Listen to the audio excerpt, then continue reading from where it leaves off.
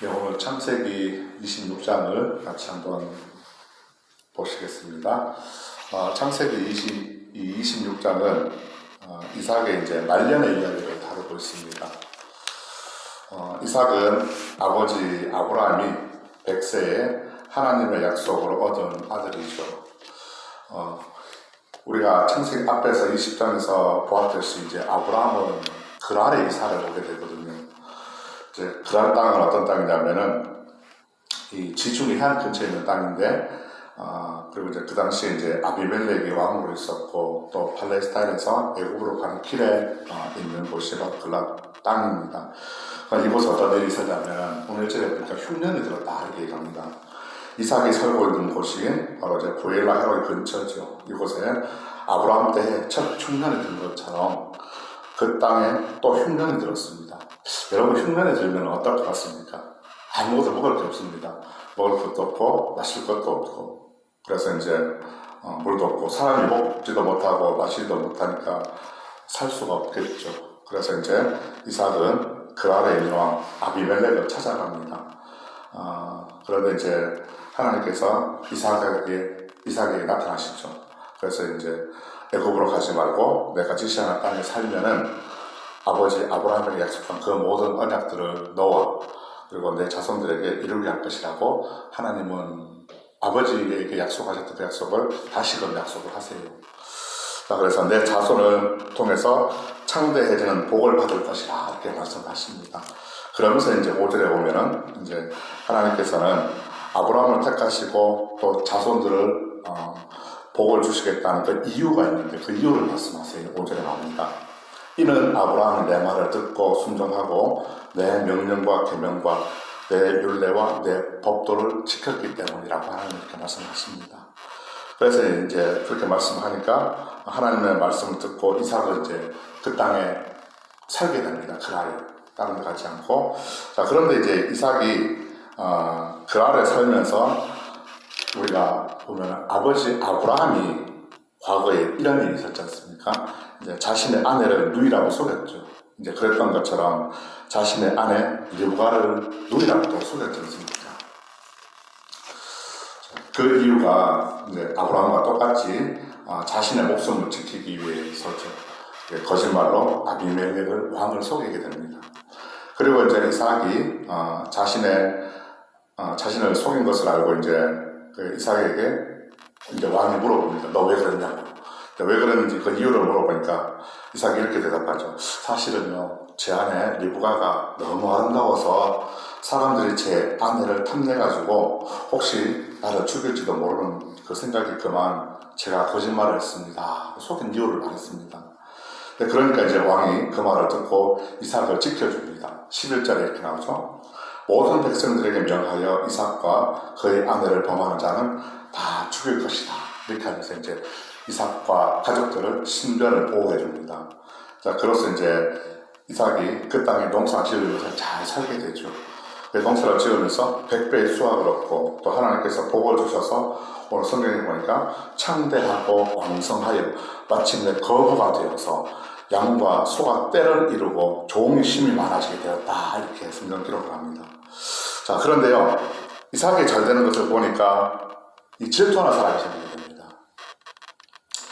하나님의 엄청난 복을 받아서 또 왕이 또 지켜주고, 또 그러니까 이 블레셋 사람이 시기를 하죠. 그래서 아버지 아브라함 때 파놓았던 우물이 있습니다. 그 우물을 막 이렇게 못쓰게 흙으로 메워버리는 그런 일을 저지릅니다. 자, 이 유목민에게 있어서 우물은 생명과 다름이 없습니다.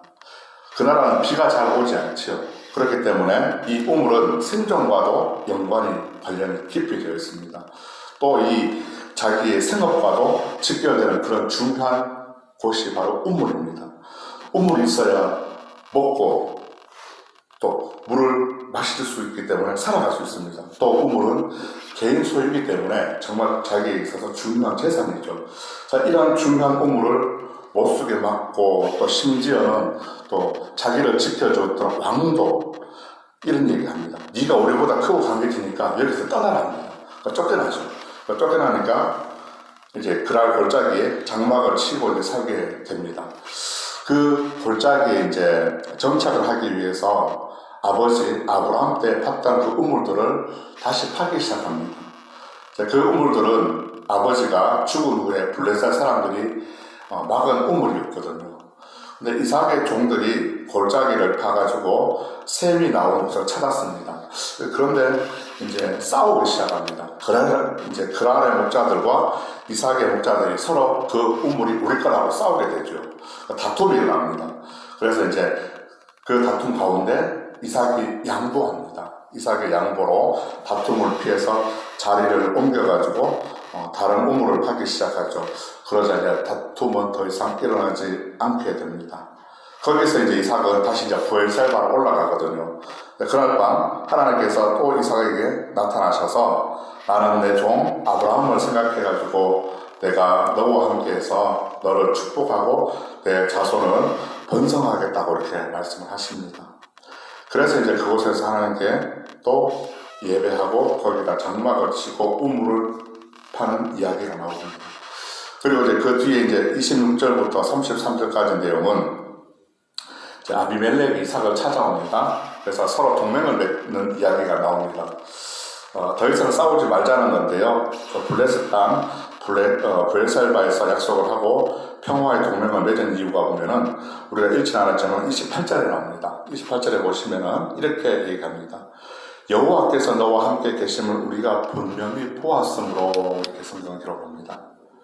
보긴 봤는데 무엇을 보았습니까? 사람들이 본 것은 오늘 우리가 읽은 12절부터 14절까지 성경에 나와 있습니다. 그들이 본 것은 이삭이 농사를 짓지요. 100배의 수확을 얻었고 하나님께서 그들에게 복을 주셨습니다. 그런데 얼마큼 복을 주셨습니까? 조금 주셨을 때 아니죠. 창대해지고 왕성하여 거부가 되어 양과 소와 떼를 이루고 종이 심이 많아져서 블레셋 사람들이 시기를 합니다.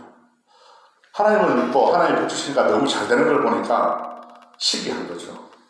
자, 그렇게 이삭이 하나님의 복을 받아서 부해주 강해지니까 바로 이제 두려움을 느끼게 됩니다. 와, 이 사람이 강해져서 우리를 해치면 어떡하지? 이런 두려움을 느끼게 되죠. 그래서 동맹을 맺자는 겁니다. 그 약속의 증거로 동맹을 맺은 그날에 물이 만약에 나오면은 그 우물을 가지고 이제 증거로 삼았습니다. 그렇게 해서 맹세, 즉 세바라고 부르게 되었습니다. 오늘 본문 33절에 이렇게 얘기합니다. 그러므로 그 성읍 이름이 오늘까지 부엘셀바더라 이렇게 얘기합니다. 자, 여기까지는 오늘 성경의 이야기를 간략하게 제가 다시 한번 봤습니다. 자, 오늘 이삭의 이야기를 우리가 21장부터 봤거든요. 오늘 거의 이삭의 이야기의 말년의 이야기인데요. 이삭은 그의 아버지 아브라함이 100세 때 낳았죠. 또 그의 어머니가 사라가 90대 낳았습니다. 이삭이 40세 아내 리브가를 아내로 맞은 이야기가 바로 앞장 25장에 나오죠.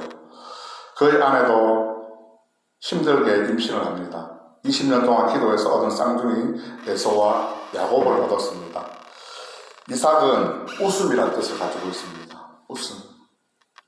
그는 그 이름처럼 아버지 어머니를 웃게 해 주었던 아들이었습니다. 아버지의 말에 순종하는 그 믿음의 사람이었습니다.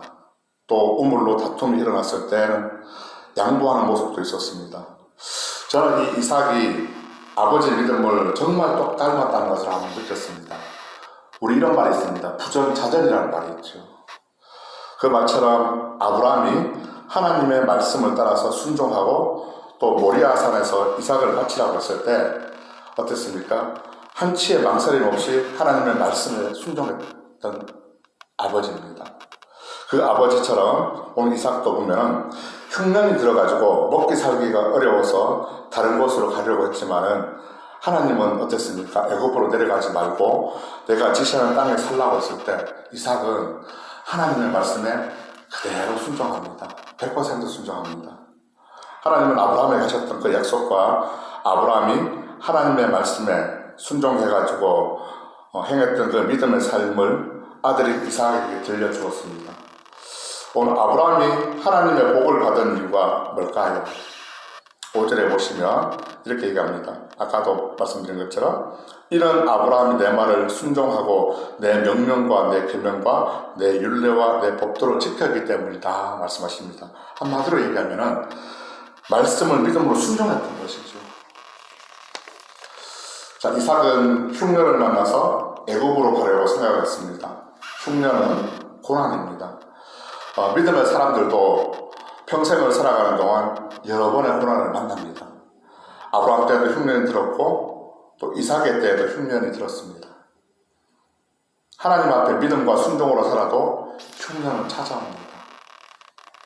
그 흉년이 찾아와서 견디기 힘들어서 애굽으로 가려던 그때 하나님은 그 길을 막으셨습니다. 왜 가지 말라고 하셨을까요? 아브라함은 애굽으로 내려가서 뼈저린 실패를 경험했습니다. 그리고 야곱은 애굽에 내려가서 죽었습니다. 이 성경에서 애굽은 하나님의 백성들에게 있어서 어떤 장소냐면은 시련과 훈련 그리고 유혹의 장소를 의미합니다. 하나님은 이삭을 아브라함에게 100세에 보내셨습니다.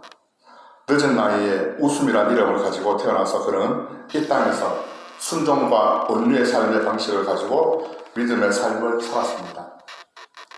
이삭은 아버지 아브라함에게 모리아산에서 번제물을 먹일 때도 그랬고 또 자신의 신부감에 대해서도 그는 아버지의 말에 그대로 순종했습니다. 또한 흉년의 때에 먹을 것이 없어서 굶어 죽게 되어도 그 땅을 떠나지 말라는 하나님의 말씀에 순종했던 그런 사람입니다. 하지만 그는 실수도 있었죠. 우리가 잘 아는 대로 자기 아내를 누이라고 속였습니다. 이삭의 이런 행동은 신앙과 하나님의 언약을 떠난 두려움에서 한 나약한 모습입니다. 이 모습은 마치 가야바 법전에서 자신의 스승을 모른다는 베드로를 생각하게 합니다. 여기서 우리가 한번 생각해 보길 저는 원합니다. 나는 베드로처럼 예수님을 부인한 적이 없는지, 이삭이 두려워서 자기 아내를 누이라고 했죠. 그랬던 것처럼 혹시 나는 내 구주 대신 예수 그리스도를 두려움이나 부끄러움 때문에 혹시 부인한 적이 없는지 한번 조용히 한번 생각해 보기 원합니다. 두려움 앞에서 진실을 진실이라고 말할 수 있는 것이 참된 용기이고 참 신앙입니다. 하나님의 약속을 믿고 하나님을 온전히 신뢰하면 세상이나 사람 앞에서 두려움이나 부끄러움이 아니라 우리는 온전한 믿음으로 참된 신앙을 가진 믿음의 사람이 될 줄로 믿습니다. 인간은 누구나 연약합니다. 그러나 우리에게는 십자가로 죽음을 이기신 그 구원의 하나님이 함께 하신다는 것을 꼭 기억하시길 바랍니다. 오늘도 그 구원의 하나님이 저와 여러분과 함께 동행할 줄로 믿습니다. 기도하겠습니다.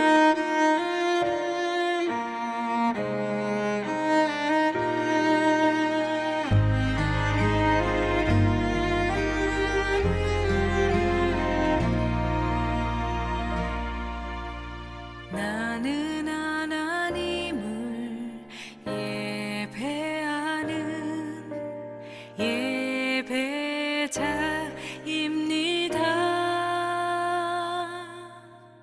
내가 서 있는